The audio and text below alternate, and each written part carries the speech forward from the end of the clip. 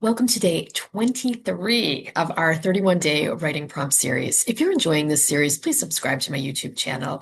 And there's a link in the comments section if you would like to get the full series in your inbox.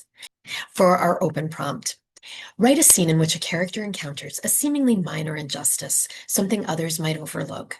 Explore the inner ripple effects, how it challenges assumptions, exposes hidden resentments, or reconnects the character with past experiences. Delve into the layers of their thoughts and their emotions, the subtle shifts in perception of themselves or in others, and the unspoken implications this small event has on their relationships, ambitions, or a particular worldview. And now for our directive prompt. Write a scene in a specific setting where a character experiences an interrupted conversation, a dismissive glance, or a spilled cup of coffee caused by somebody else. Show the injustice entirely through what the character can see, hear, or feel. Use gestures, facial expressions, or sounds.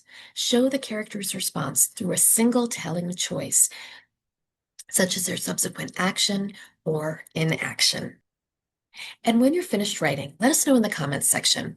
What's one small, seemingly minor action or slight that you use to reveal something significant about your character?